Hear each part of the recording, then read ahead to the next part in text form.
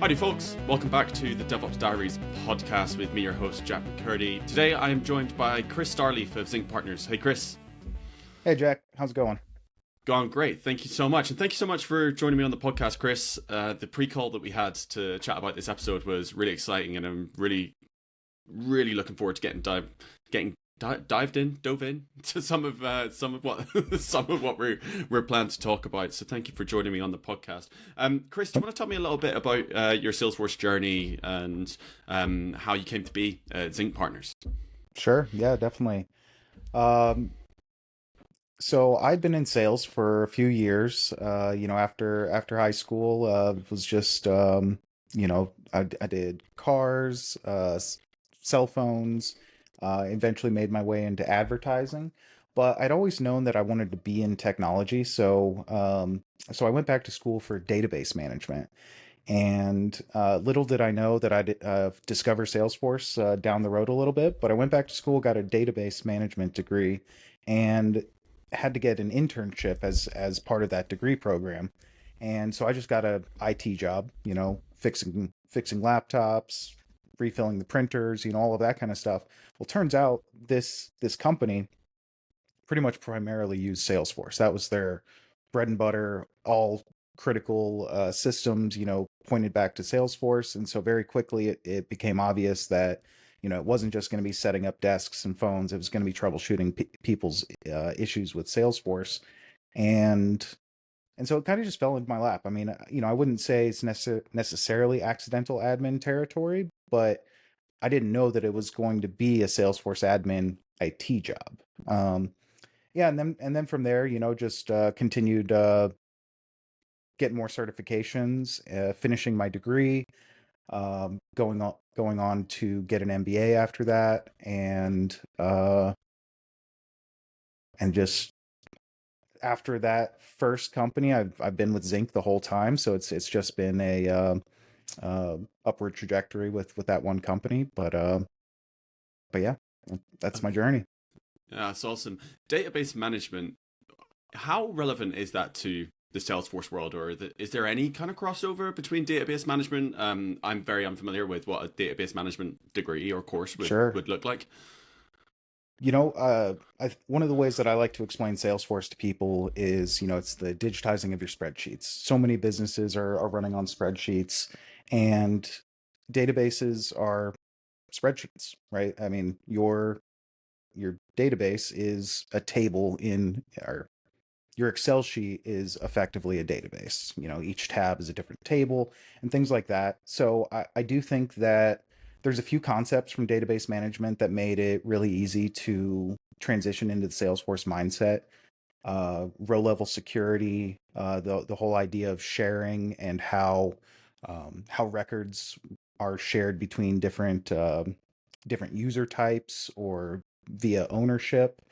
And it definitely made learning SQL much easier. There's a few features that are missing from it that you had to get used to, but just generally knowing the syntax and how where clauses work and order bys and things like that was um, easy transition. Yeah. Can you tell me a little bit more about SOCL? Because SOCL is one of those skills that comes up fairly frequently when if I ask a developer, what would you recommend like an admin learns in terms Yeah, of like development? The answer is usually SOCL, or is very often SOCL. What is SOCL, and how does that help a Salesforce admin? sure. I assume that it stands for Salesforce Object Query Language. And so my understanding is that Salesforce, is built on a database, and I think back in the day it might have even been like Oracle, and so SQL is based on SQL, and so it's a query language, and so what it's trying to do is gather or is get information from your database tables and generally output them in a CSV is probably the most easy equivalency there. And I 100% agree with that. I think that reports are great, but they have some limitations. Being able to export that into Excel, so that you can manipulate it, do VLOOKUPs, and replace IDs with target identifiers, are all skills that admins really need. Yeah, for sure. So speaking of skills that admins need, and I think everybody needs. So you started your post high school career in sales jobs, Yep. and sales is one of those things that I think is highly beneficial to everybody, like no matter Hmm. what their role is in tech. Do you feel that sales or getting some experience in sales training would generally be helpful for admins or Salesforce developers or anybody operating on the tech side of Salesforce too? I love that. Yeah, I do. I think one of the problems that we have in corporate America today, or really just corporate um, lifestyle, or lifestyle is not the right word, but um, long story short, we should pick up the phone and call people more. When I had to Right. make when I had to make 60 outbound calls a day, trying to sell and do things like that, it kind of got me over that social anxiety of just picking up the phone and talking to people. And 100%, you can send that email and they'll respond within 24 business hours. But if you have something that is important and they know it's important, they're going to answer the phone for you, and they're going to get you the answer and information you need. So I think that's probably, if I could boil it down to one thing that I learned from sales, is pick up the phone and call. Yeah, pick up the phone and start dialing. Yep. Yep. Yeah, no, it's so interesting that you that social. I before I don't want to derail the episode too much, but that general societal movement towards digital communication and written Yeah. communication, in Slack or Instagram texting, all that stuff is where the new Yep. generations that are coming in, they very often don't know how to talk to people. I talk to a lot more awkward 17 and 18-year-olds than I talk to awkward people in their mid 30s, early Yeah. 40s, or what have you. But we had to talk to people all the Yeah. time. And it's not just that. I mean, I think it also comes down to the information overload, right? I mean, you can get Mm, emails, text messages, Slack messages. We're on both Slack and Teams, and some of our clients have accounts where, I'll be in their Teams or their Slack as well. So it's just kind of chatter messages. Uh, mm. it just covers, communication comes from everywhere. Um, but I think ultimately the phone is, it might be the easiest, or having meetings like this. I don't shy away from meetings. I do understand that there are definitely meetings that could have been emails that some people are notorious for, but in general, you get more done either in person or face to face, or uh audit auditorially, than you might over text. Yeah, I agree with that. Such an interesting comment about this meeting should have been an email, and I don't think I've actually discussed this with anybody on the podcast before. But do you have do you have a framework about, because you say this meeting could have been an Mm. email? Where do you draw the line there? Like, what are the would you say are prerequisites to say this does need to be a meeting, this could have been an email? How do you prevent that from happening? Maybe. Oh wow.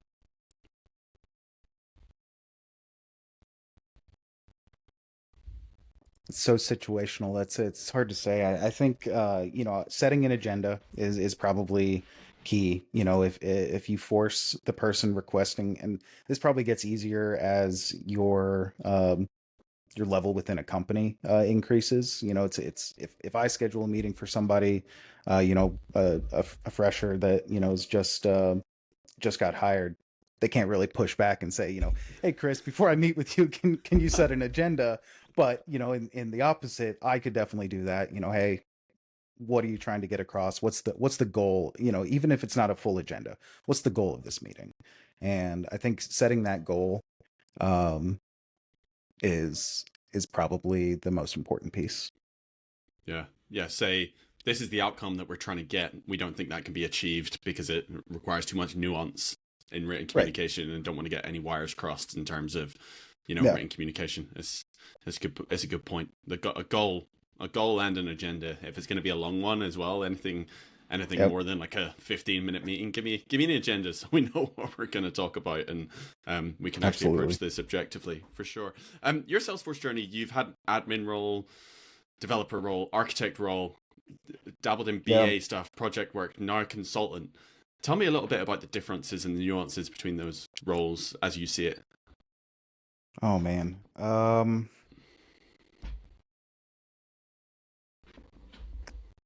think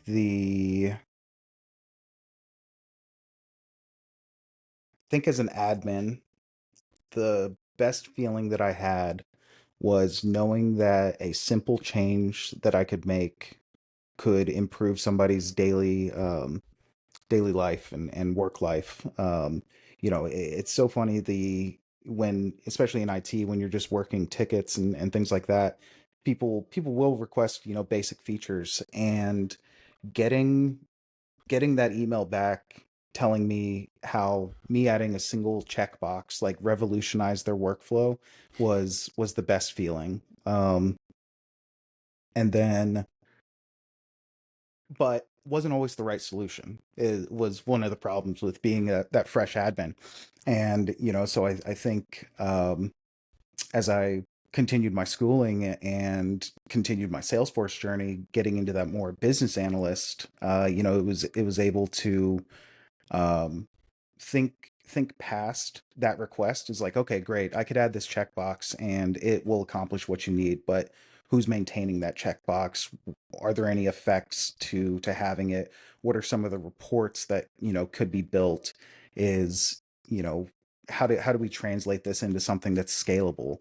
Were things that started getting teased out as a BA, and then designing those solutions in the architect role, much to the chagrin of sales and delivery sometimes, because it's like, this is the right solution. But that got me into the consultant role of thinking about, how do we balance speed to value with sustainability, helping clients get quick wins, but also still setting them up for long-term success. Yeah, that long-term success piece I feel is more and more important now with how big the platform's got and how Yeah, extensible it is to everything. Say the word agent force, you need to have a good platform that supports it. And there's not too many stories. I don't think it's going to be too controversial to say, but there's not too many stories about a lot of people that are already set up for success with agent force just yet. sure. Yeah, So that scalability and that future proofing people's orgs is so important, in absolutely. my view. That and data governance. We talked about database management. How does that apply?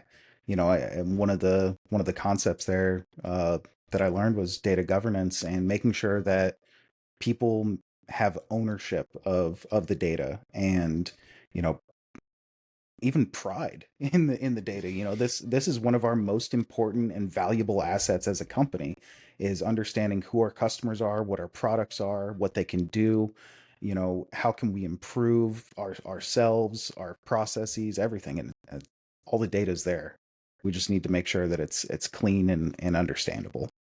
Yeah, absolutely. How do you manage clients' expectations? You talk about a client obviously wants to get a quick win, but you want to keep them sustainable and be able to keep Yep. growing and their platform keep growing in the right way. How do you balance that as a consultant and say, this is what we can do to get you some quick wins, this other stuff is going to take more time? And how do you take them on that journey with you?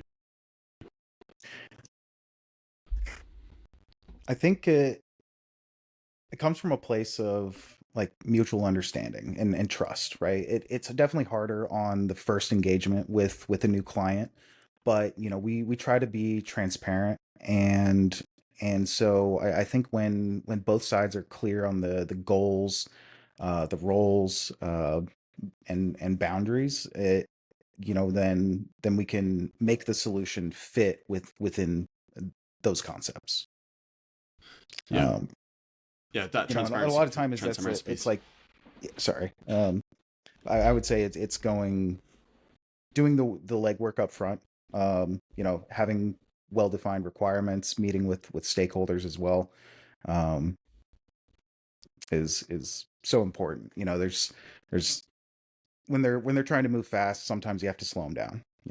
I get it. The end of the quarter is next month, but we would be doing you a disservice by rushing through this implementation. Yeah.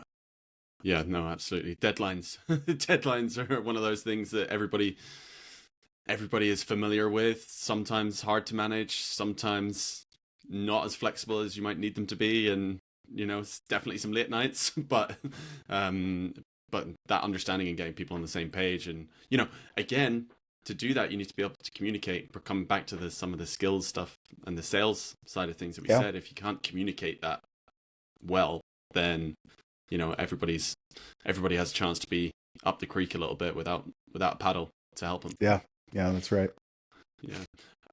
Something that we talked about as well, Chris, is you've had lots of different roles, and the ecosystem generally is pushing towards encouraging people to become specialists in a particular field or a particular area or a particular part of the Yeah. platform. What's your take as a consultant, and having worked on all the projects that you've worked on? Is specialist the route to go, and does a generalist still exist?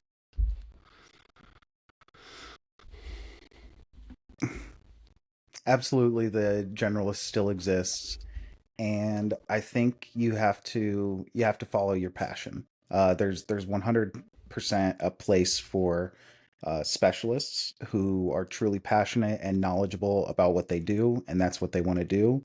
Um, but as a consultant, we hire specialists for specific projects, or we'll consult consultants for specific specialties if necessary. But I think as more people start their Salesforce journey, it's good to start as a generalist, because that's where you're not tied to anything. You can explore the platform, understand the ecosystem, and and kind of find your niche, so to speak. But unless you end up at a very boutique boutique firm or company that uses Salesforce for a very specific um, use case, the pendulum eventually swings back, right? So it's like you might have specialized in something, but now you're reaching a point where it in order to lead or consult, you kind of need some of those generalist skills to do that. You know, there's going to be different personalities. Your specific niche might not be big enough for to have a team of people doing that. And so as you and your company grow, you know, I guess not everybody wants to be a manager, but I do think as an individual contributor, there's definitely a place for specialists, but as you move up the corporate ladder, it probably starts swinging back a little bit more general. You need to have that kind of deeper understanding so that you can move all the chess pieces in the Yeah, understand the board. yeah, absolutely. Yeah, that Yeah. makes sense. Yeah. Do you have, or did you have, or do you have a passion for Salesforce? Like, what's your Salesforce passion? Hmm. Because you mentioned passions there for Sure. specialists and what have you. Did you have one? Still have one? Yeah. I still think Experience Cloud is one of the coolest features and coolest clouds out there. It's definitely providing both partner relationship management as well as like customer service and things like that. Being able to utilize all, going back to the data, and like good data and everything we have.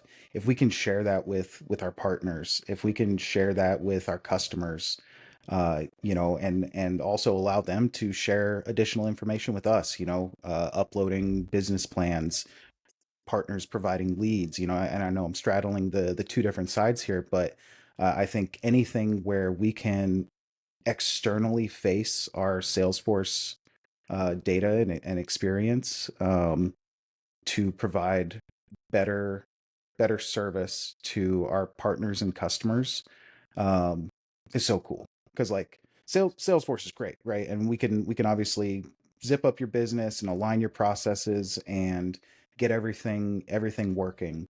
But how do we take it to that next level and take our Salesforce, to our customers? And yeah, that's why I've always kind of been drawn to the Experience um, cloud. Yeah, I can see your face kind of like lighting up as you're talking about it. So it's really Yeah. cool to see, and clearly is passionate about it. Coming back to it's funny that you mentioned data again, and Hmm. you mentioned data governance before. What does a good data governance strategy look like, or how do you make sure that how do you encourage people to take pride in their data? Because I'll hold my hands up. I've been a sales rep, and I Yep. have put data into the system that serves me when it's relevant and when I remembered to. Sure. Like it was a little bit like we have a million and one things on. Like I know I'm going to forget this. I need to remember it, so I'm going to put it in. But I also wasn't the best and most rigorous with my CRM Yeah. upkeep. You How know, do you foster that? so the last sales job I had was selling advertising, and we used Salesforce, and so that was my first pre-introduction before getting into IT.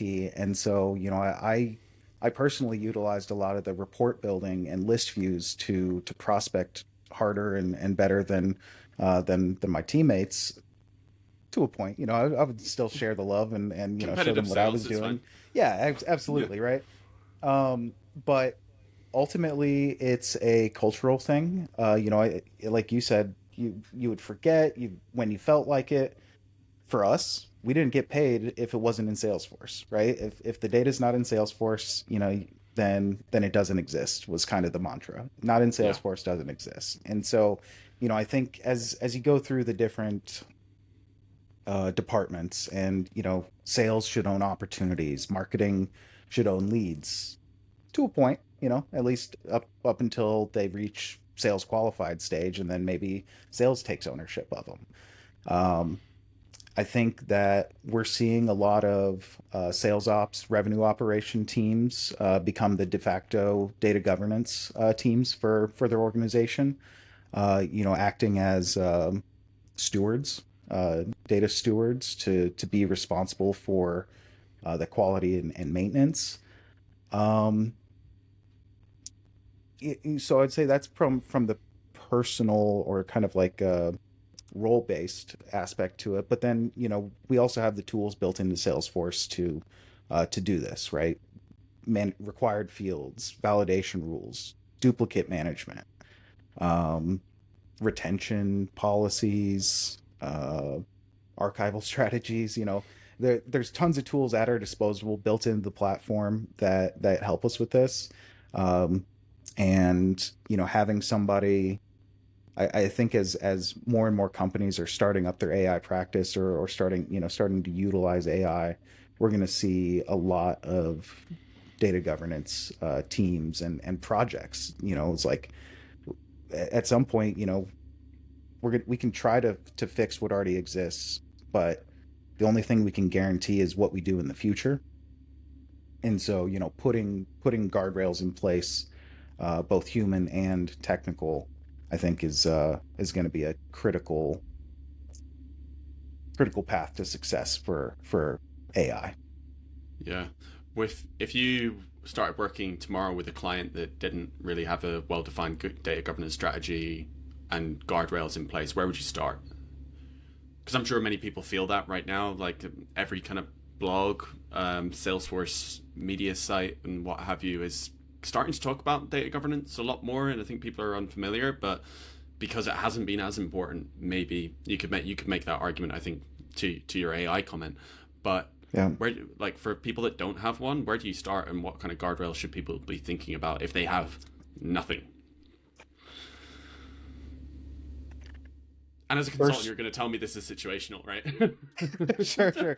No, I think you have to get executive buy-in first, right? That is key. And as a consultant, hopefully that means that by the point they're reaching out to someone like Zinc, that they already have that idea in their head. But say they ask us to implement AI, and we start doing discovery and seeing that their data is bad and it's going to produce garbage in, garbage out type results, then it still comes down to executive buy-in. The whole idea of it's not in Salesforce, it doesn't exist. And so once people believe that data is the most powerful and most important um, aspect of your CRM, then I think they're more likely to contribute, and not be lazy and not put in that opportunity that you talked to Bob about last week and things like that. So first, executive buy-in. Second, defining ownership. Departmental based ownership is probably the most common. um, within that, if possible, assigning a steward from either from an individual department, or even creating something like a center of excellence, right? I mean, that's a big concept that we've seen over the years with Salesforce, and I think data governance has a place within a center of excellence as well. So, um, whether that's somebody embedded in the department, or somebody who just works closely with the department, having somebody that it is their responsibility to sometimes hound people to put it in there, but also kind of review that and say, are we doing the right thing? Is the data good? um and all of that. And then I think from a technical standpoint, duplicates, duplicates, duplicates. Like the number of implementations that fail because of duplicates is just too high. You can't when you can't reliably identify uh, people or companies, you run into an issue where everybody's gonna have, or if where you might have five different Amazons, just as an example. And, it's all Amazon. It's all, the corporate headquarters or whatever it is. Um, and we're all trying to sell to them. But because every salesperson has a different account, none of that information gets shared between them. And, as turnover happens, that data just gets lost to the ages. So, uh, duplicate management, duplicate management, duplicate management is the number one thing that we could do. Um,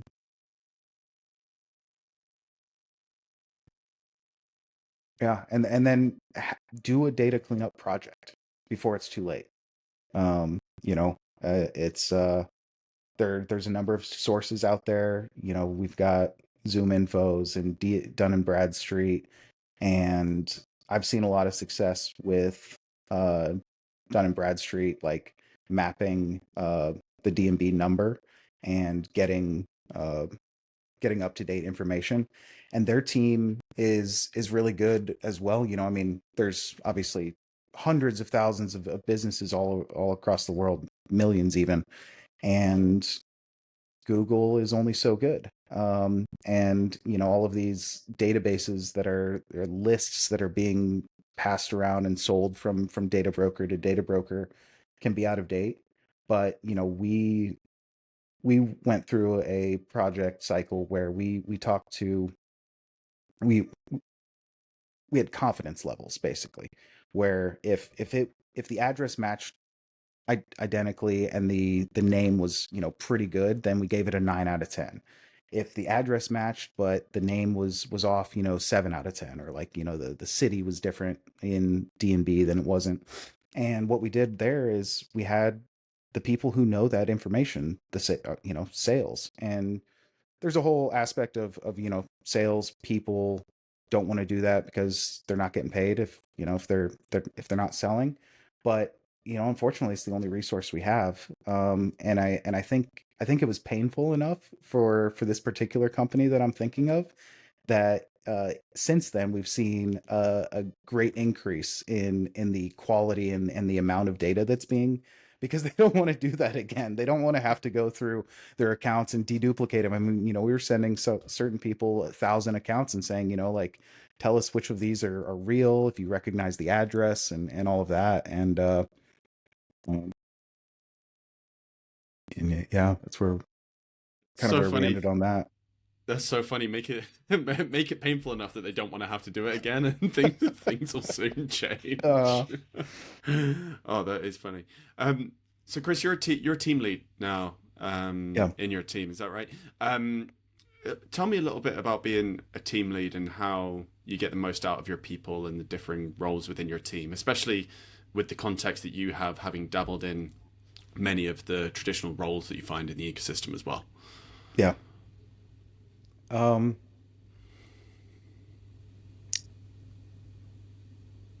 Starts with trust. I think, as having been in a lot of these roles, people. So I have a team of admins and developers, and when they know that I've seen the same kinds of issues and had the same kinds of questions as them, that it brings a lot of trust. Now, obviously, I don't think you have to have gotten your hands dirty to be a good manager. There are ways of doing that, without having that experience. But for me, that is definitely a piece of what I like to lean on. But really, it's also about letting people ask questions, challenging their assumptions, sometimes as well, if they need it, right? Why are you thinking? And I don't want to come off as combative, but my favorite question is why. Like, why do you think that? And a lot of times, coming up with your justification can feel like you're defending it, but it's not. It's me asking you to think through it a level deeper. Um, and so, um, yeah, asking why. Let's see what else. I think that there's a lot of personality types. We talked about uh, Gen Z and some of the younger generations that, if they don't want to talk to people, that's fine by me. I will assign, excuse me, I will assign tasks to them that they can just tear through, and they're awesome at it, Whereas some people, they want to be on the phone or, on those calls talking to business leaders and, um, you know, developing part of the vision. And so the right person for the right role at the right time is probably another piece of that I think it takes to be a good team lead. What would you say to? So you have somebody that is awesome at being given that task list, tearing through it, and really just rattling through it and hammering it out. How how far does that often take people, or have you seen people like do that and then starting to be exposed to other things that helps them push the next steps of their career? Because the the kind of blunt faced argument to that is just like, if that's all you do, if you're just tearing through tickets and you're smashing it out of the Yeah. park, you kind of plateau, right, in terms of Yep. your learning and knowledge, unless those tasks are significantly different and requiring you to go and research it and look it up and build knowledge that way. But there's a plateau that you kind of reach with operating like that. Do people find that they will take the next step on their own if they want to go into more challenging sounds wrong, and I don't want to sound like Yeah. combatant, like No, no, to no. your point, combative or anything. But do they find that path on your own, or is it kind of, would you see it as your responsibility as a leader to encourage them to do different things to progress their careers? Yeah. I would say for for a lot of the kind of individual contributor, admin, and developer roles, um, you know, we we try to one of the things that I would say, like, Zinc has fostered as a culture um, is the idea that we're a group of really smart people, and we try to hire smart people, and smart people can figure things out. And so, if we're assigning a story, when I say a list of tasks, I don't mean, click this button, put that there. It's Right, for sure. figure out how to do this. And so I think that's one place where we encourage admins and devs to kind of grow into an architecture mindset. And if that's where they want to go, then there's not always a ton of or there doesn't have to be a ton of uh, customer or social interaction with architecture roles. And then our other path is usually the business analyst as well. And I think that having somebody who has gone through the motions of implementing something is better at asking the questions about the intricate details that need to be known. Like, as you were going through these, what were the questions that you came back with? And so now, next time you get a requirement like that, okay, well, I need to know which profiles to add the permissions to, so I should ask that up front, rather than creating the fields and then having to go in and re-add it to all the profiles later. Um and and then so that's where um, so I think those are probably the two roles that I see, like, my team taking on, and I think there's a path for either one of them, just depending on what they want to do. Yeah, for sure. One of Sync Partners' ethos is the power is in your people, right? And Yeah, as a team lead, developing them is a huge part of what will make Zinc successful and them successful and you yep, successful at the end of the day. For sure, for sure. definitely. Do you have any moments in your career that you're particularly proud of? Whether that's projects or internally or whatever it may be.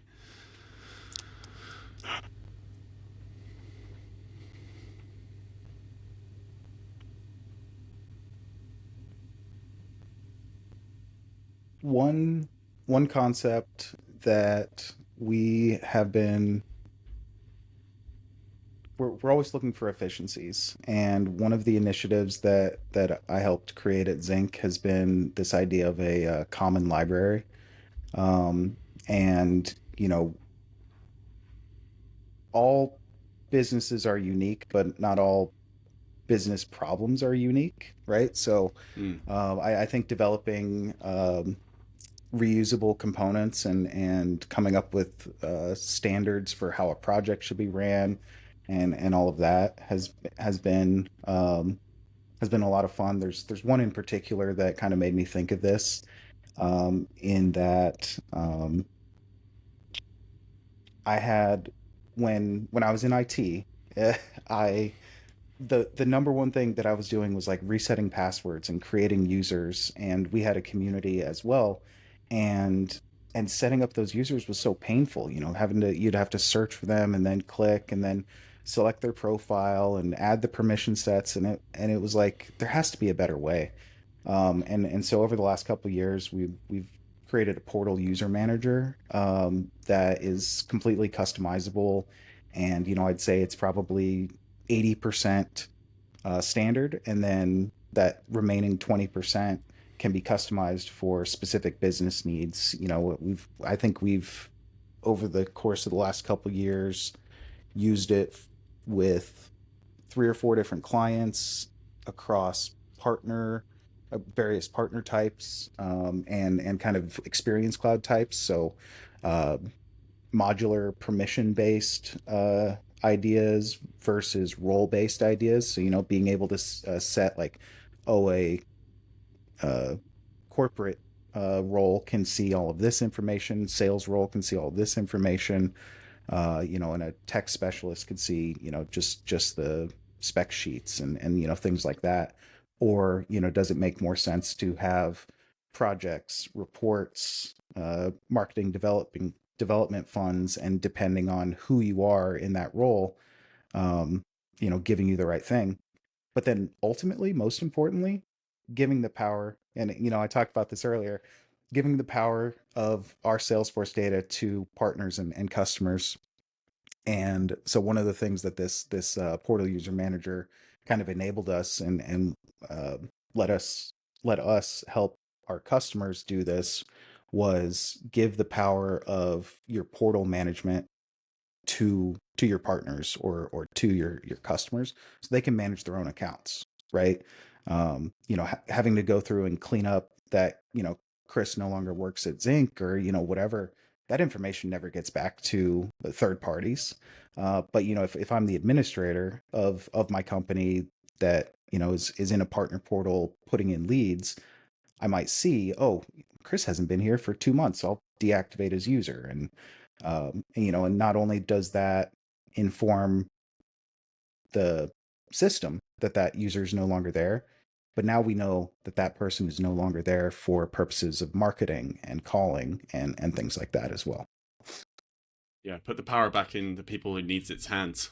You know, Mm-hmm. don't gatekeep. It's interesting when you talk about like BA and like documentation is a huge thing that people talk about Yep. in terms of BA and like that. Salesforce's modular architecture that you can use and reuse to some extent over and over again. I think I had Jason Lance come on the podcast and talk about like second generation packaging and all the Mm-hmm. possibilities that they're trying to do there. I think there's a lot of things in Salesforce that haven't been fully run with yet because of how scary they look to be in the beginning. But once you document it, once you've tried it, and once you're putting it out there, you go, yeah, this thing is pretty awesome and pretty cool. And, we're kind Yeah. of only still scratching the surface, but with the exception of a few case studies. Yeah. And it's for some reason you saying that reminded me of like a Reddit post that I was reading the other day, or maybe a TikTok influencer was talking about this, but it was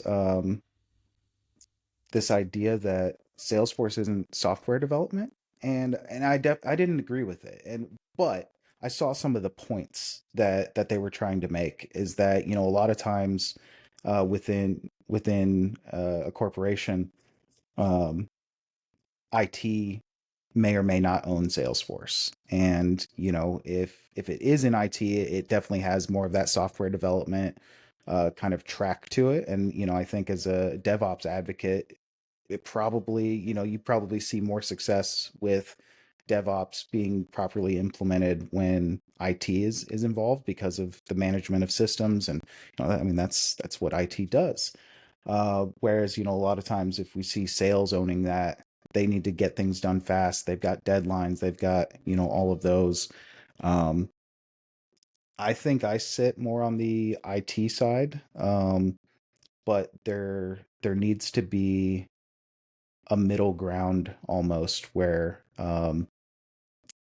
we can't have some of the traditional roadblocks that a lot of IT organizations and vendors have. Um, while also maintaining the security and consistency and everything. Um, and I don't know what that answer looks like, but uh, but yeah, it's just something that's been on my mind recently.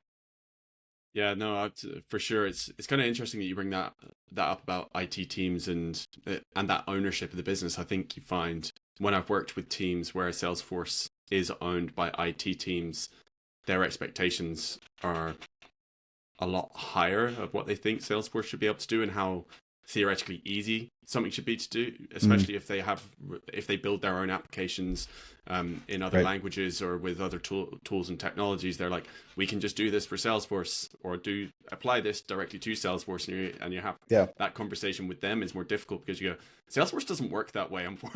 Unfortunately, Right. it has its nuances, and then people that don't have when it's not owned by IT and it is owned potentially by just sales or Yep. RevOps, if you like, then they don't have the concepts of you mentioned security as one of them, but software delivery best Sure. practices that will Yeah. make sure that your work doesn't fall over and isn't burning. So that middle ground that you mentioned, trying to bring everybody up here that has we should be able Yep. to do everything in GitHub and GitHub Actions and all this kind of stuff. We need to bring them down a little bit, and then we need to bring the people on the other side that are completely on the other end of the spectrum into the middle as well, and say you need to manage all of this effectively and properly. Also, Yep. you're not going to be setting your hair on fire because somebody's changed something in production, or you're wrestling Right. with change sets and doing it that way. So middle Yeah, ground yeah. I appreciate. You know, the one thing that I think I'll add to that is that Salesforce is a platform, and a lot of people don't realize that it has grown so much from the CRM that it was in the 90s to having all of these clouds and the ability to customize, and so when you compare it to um, applications like HubSpot or something, I hope I don't get fired for this or anything, but like HubSpot's great. HubSpot is awesome for smaller businesses, for what it does, what you're getting, and things like that. Like it's very easy to use, but the power of a completely customizable platform is what takes Salesforce to the next level. And I think pushes it into software development territory as well. Yeah, that's such great thought, and kind of final statement that kind of wraps up kind of everything that we've been talking about. Chris, thank you so much for coming on the podcast. Like, I've really enjoyed talking to you. For the listeners that are kind of intrigued a little bit more about what Zinc Partners does, and if they might be able to, Zinc might be able to help them, where can they find out more? How can they get in contact with you? Or what would you recommend people come and chat to you about? Sure. We're on all the socials, LinkedIn. Our website is zincpartners.us. And so you can find us there, contact information as well. We'd love to hear from you. We like digital transformation projects, probably the most, org merges, merger and acquisition kind of activities. The gnarly We've stuff. done. Yeah, yeah. And then also, if you have a bad implementation, call us. We'll gladly give you a health check, tell you what we think we could do to give you some quick wins on improvement in the system, and come up with a plan with repeatable actions and checkpoints along the way, so that you can not only feel the progress, but see the progress with data to back it up. Awesome. Chris, thank you so much. And listeners, thank you for tuning into this episode. If you've enjoyed it, go like and subscribe, all that good stuff on whatever platform that you've been listening or watching on. And Chris, thanks once again for your time and your expertise. Thanks so much, Jack. Have a good one. Cheers, you too.